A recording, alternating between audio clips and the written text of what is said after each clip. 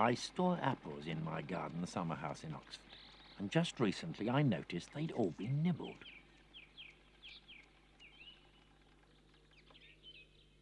When I stalked up to the window, I found a party of wood mice having a feast.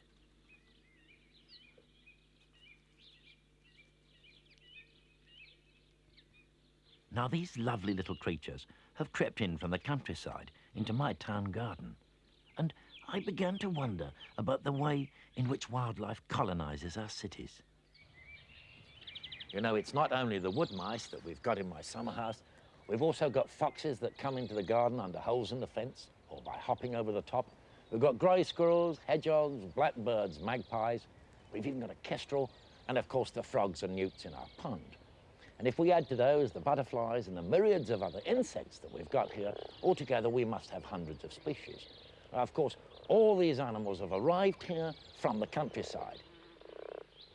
Now today, an awful lot of people will say this is because animals are adapting to life in the town, almost as if they changed their very nature.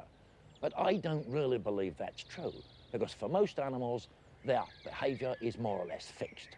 But there is, in fact, another way of looking at the way in which wildlife colonizes our cities.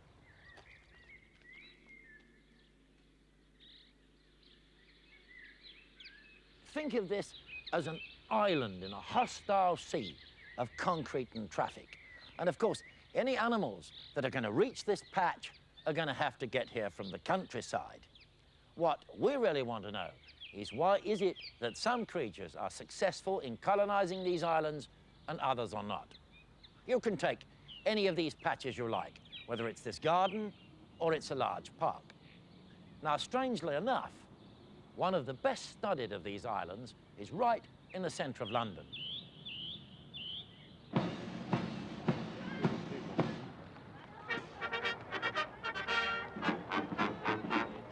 Now, the centre of a great city isn't much of a place for most wildlife, and you couldn't find a more hostile environment than outside Buckingham Palace.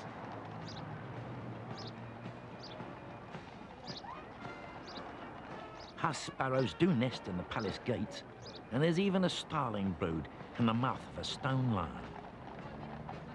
But take a look behind the palace, and it's a different world.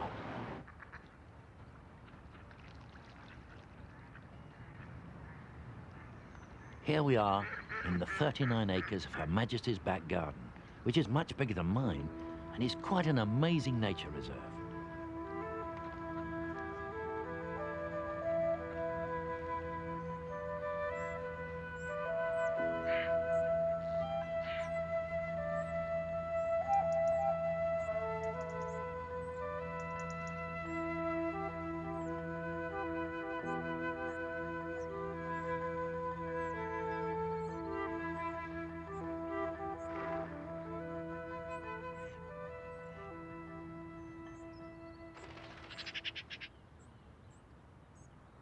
The reason we know so much about what wildlife can be found here is that it's actually been studied over 20 years by a team of naturalists.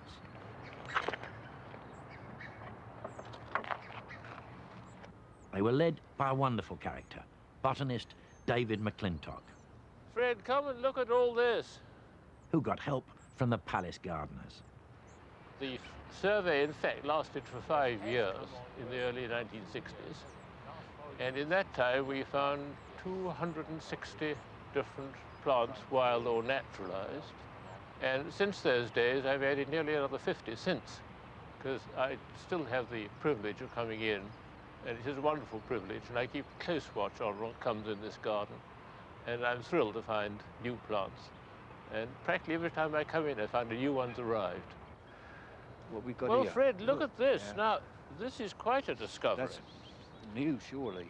I don't think I've seen this in the palace grounds before. This is a chervil of sorts. Yeah. And you can eat this too if you want to. There. It's good. There's a white campion coming on. Yeah. That'll be a nice big white flower. Yeah. And look at all the hemlock water droplet. Spraying enormously, isn't it?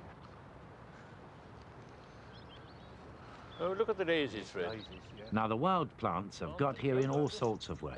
Many, like the yellow Oxford ragwort, have wind-blown seeds. Others have got in potting plants or clinging to the clothes of visitors to garden parties. Well, these are oxeye daisies. Some people call them marguerites. And in about 2 or 3 weeks' time, they'll be an absolute blaze of colour, large, white, 2-inch daisies.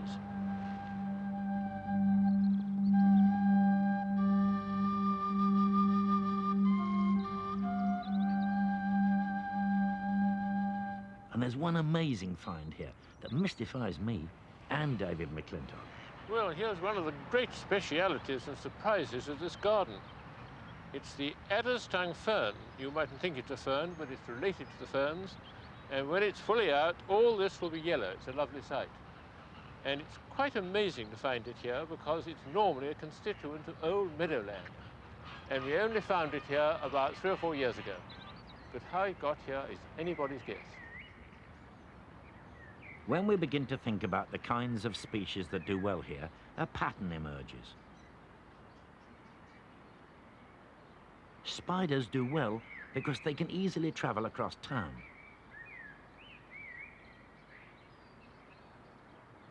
Some spin silk threads which carry them on the breeze. There are hundreds of insects like this damselfly. And feeding on insects, you've got a remarkable range of breeding birds. Have a look at this, David. What have you found, Fred? We're found in the top of this azalea here. Well, who'd have guessed it? Now, look at it. More in. There are about 20 different species that breed here alone in these under 40 acres. And that's not just one nest each. There are several nests, actually lots of them. But 20 is a considerable number to breed here year after year in this relatively small area. Here's a recent arrival, the long-tailed tit, building a lovely domed nest.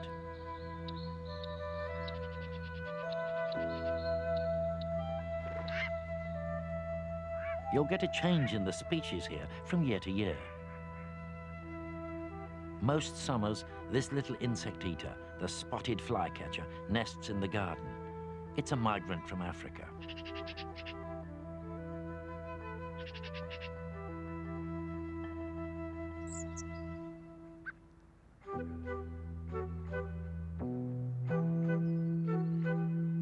Now, what you'll notice straight away is how well the birds do here. What a variety there is. The flamingos are imported, of course, but on the lake, you've got several kinds of wild duck. Mallard, pochard, and tufted duck, as well as Canada geese.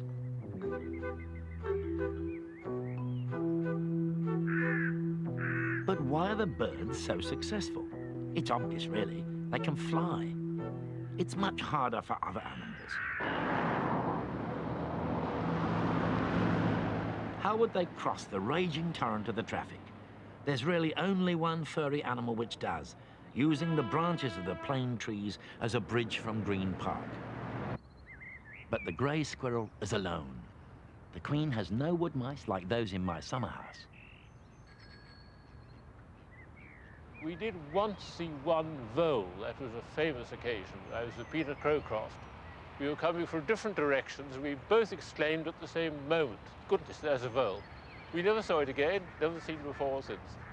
There was once a frog found in here, and it had a great red belly on, and it was looked on as frightfully exciting, and all sorts of photos were taken. But that was only one frog. How it got in, we can't think, and it didn't last long either. We've never found a toad, anything like that.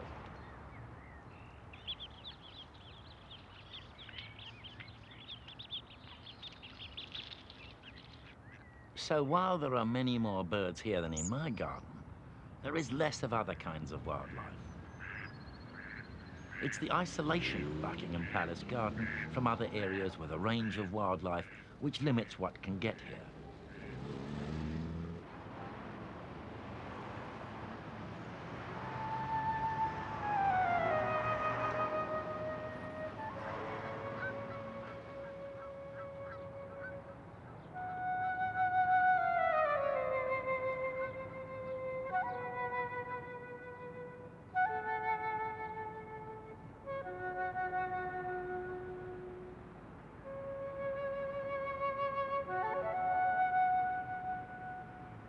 Buckingham Palace Garden is a small island a long way from any rural area. But there are other much larger and less isolated green islands in the capital.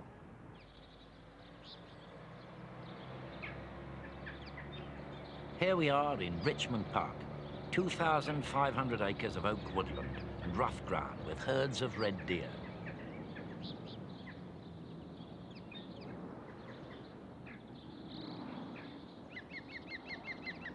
Here you've got birds like jackdaws and cackling green woodpeckers that you won't find in central London. And in fact, there's an amazing variety of creatures for a city island. But the main reason for my visit here with gamekeeper David Smith was to compare two familiar animals. Now, the red fox is one of these.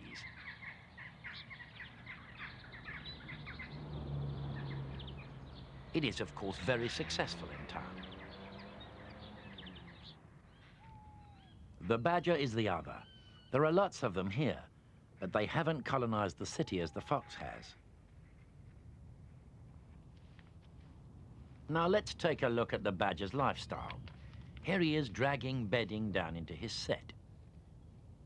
Badgers are social animals, living in groups in a maze of underground tunnels. They do a fair bit of scavenging, but their main food is earthworms. So what does the old badger need to survive? Well, firstly, the kind of ground in which he can dig. In this case, you can see it very clearly there. Look at it. It's sand. And if you've got sand, then you can dig in it very easily. And so, where there's plenty of sand, there will be badgers. If, for instance, you were to say, well, Buckingham Palace Gardens has got lots of sand in it, why can't it go and dig there? Just look at the badger. Great animal, short, stocky, stumpy-legged. The good old badger, he's great at crawling under little holes in fences, as we've seen all the way around here. But climbing over a fence, no. Jumping over things, no. That really isn't the badger's way of life. He stalks along, and he's a really rough old chap. The fox is a much more agile animal, and I'm sure that that is the major reason, not simply the lack of habitat, but a badger just would never have got right into the middle of the city. And this is why we have the badger coming as far as Richmond, and he sits on the top of the hill there, looking down towards the city, and as the foxes move past on their way to London, he looks at them and he says, "You must be crazy." Of course, the cunning old fox isn't crazy, but it does have a very different lifestyle from the badger.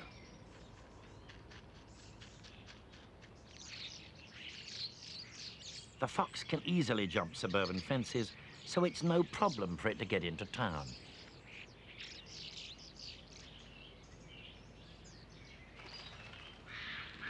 So that's one big advantage the fox has over the badger.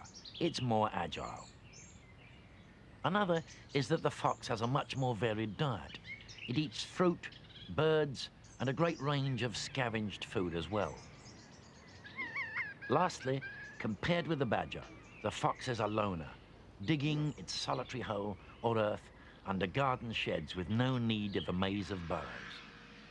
It's for all these reasons that the fox has been so successful at living in towns, even the centre of London.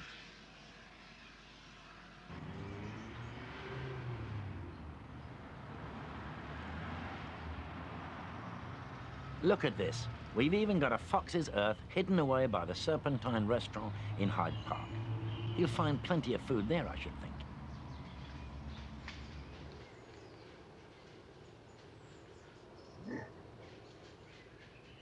Now, you'll hear people say that the fox has adapted to town life, as if it had undergone some radical evolutionary change. But I don't see that it's much different from the country fox. The point is, the town suits it, but it doesn't suit the badger.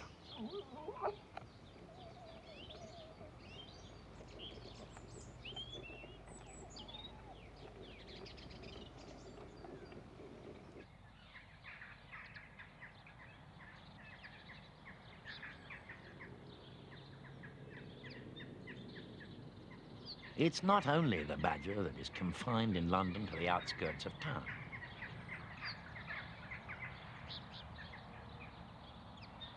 so too, it seems, is this really quite comical bird, the jackdaw.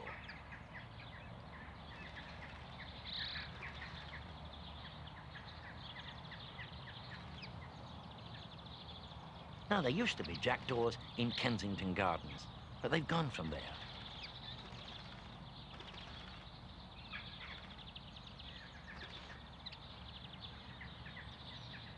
A clue to why this is might be this scene here in Richmond Park. The jackdaws pull fur from the red deer for nesting material, a material that they couldn't find in the central parks.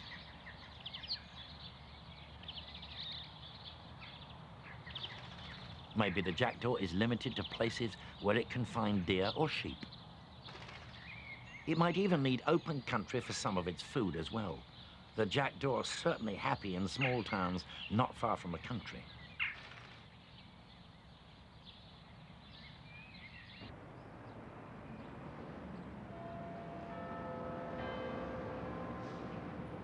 Here by the embankment you won't see jackdaws or rooks. The last rookery went from this spot in 1916.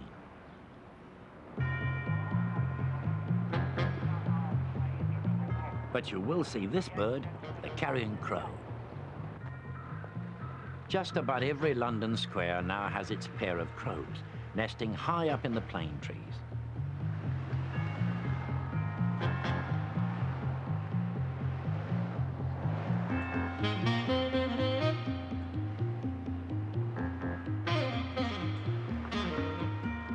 They raise 5 or 6 young early in the year, before the leaves are out on the trees.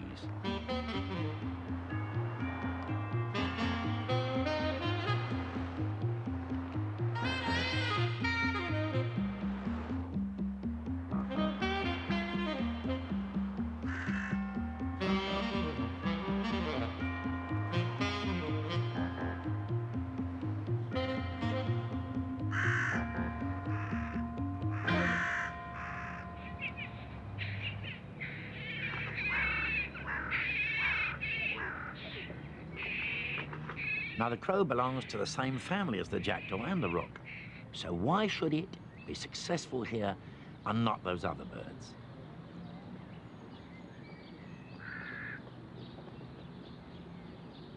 I suspect it's to do with food. The crow eats small birds and scraps of meat, and it finds plenty of these in London, which enables it to raise its young. So the crow is very successful in London, but the jackdaw isn't. Now, of course, that could have something to do with London's enormous size, which means that its central green islands are literally miles from any real countryside, which of course limits the range of the species that can get there. In much smaller towns, like Oxford, you'll see jackdaws and rooks, as we've got here, nesting right in the centre of town, but of course flying to the country for their food. Rooks are quite happy to nest in towns if they can feed on farmland nearby. The same is true of jackdaws, which nest in Oxford's chimney pots.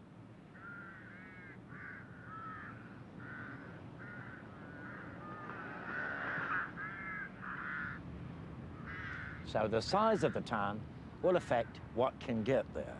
But so, of course, will the region the town's in, because that's, in fact, what determines who's out there waiting, who's ready to come and colonize the town from the surrounding countryside.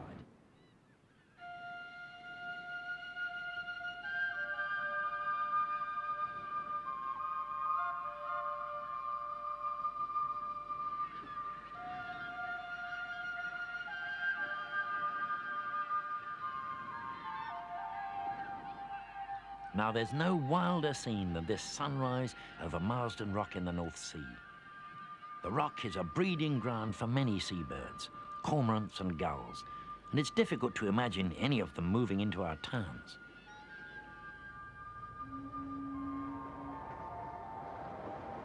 But industrial Tyneside is not so far away. Here in the bustling centre of the city, you've got nesting one of those birds from Marsden Rock.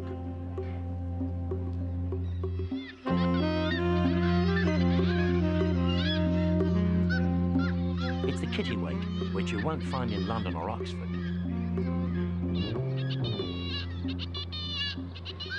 This old warehouse in Gateshead has in recent years become an artificial cliff for these birds.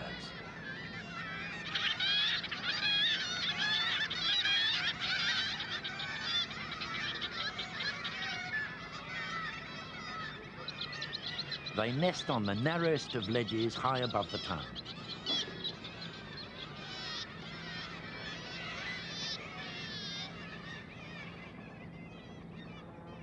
Now, the warehouse isn't so very different from Marsden Rock, and kittiwakes which nest in the town can fly out to sea for their food.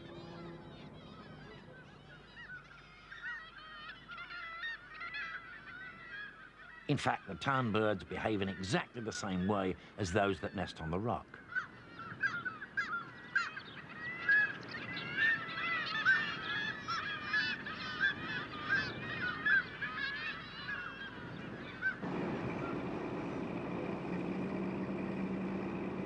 You can't really say that the kittiwakes have altered their behaviour in order to colonise the town. They've succeeded here because they can commute between their artificial cliffs and their feeding grounds.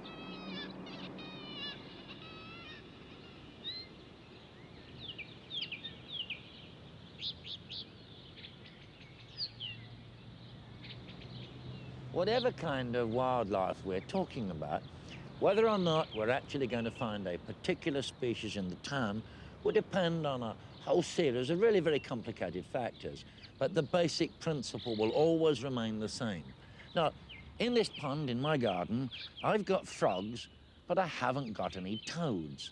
Now, I'm not really quite sure why it suits the frogs and not the toads, but I think it's reasonable to presume that this is due to really quite small differences in their life cycles. It certainly isn't because the frog has obtained some amazing new adaptation to fit it in the town that the toad can't manage.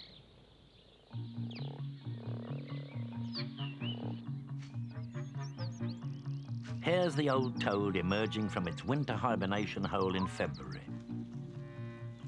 Now, this is a time of great sexual frenzy for these creatures, and they're all making for a breeding pond. Toads have quite large territories, maybe 2 miles from the pond, and may have a long way to travel. In towns, this means crossing roads, which, as we know, can be pretty hazardous.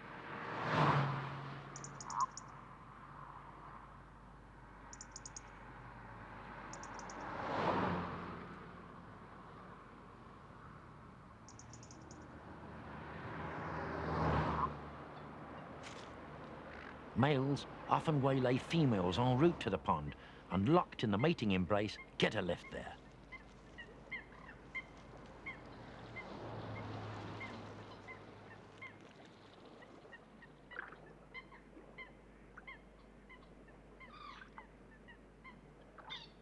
Now, toads are very fussy about the ponds they breed in, for reasons we don't really understand, and hundreds head for the same spot.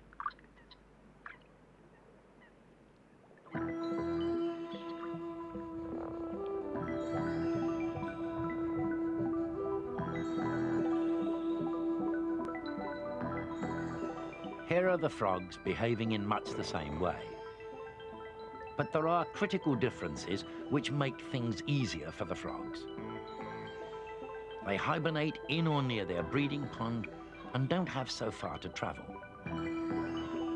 And again, we don't know why. They are less fussy about the ponds they use.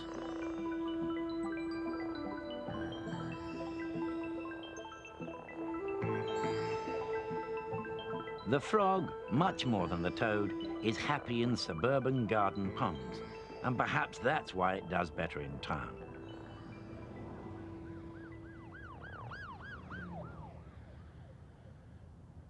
It's a classic tale of two very similar creatures, one doing well and the other struggling in the strange landscape of the city.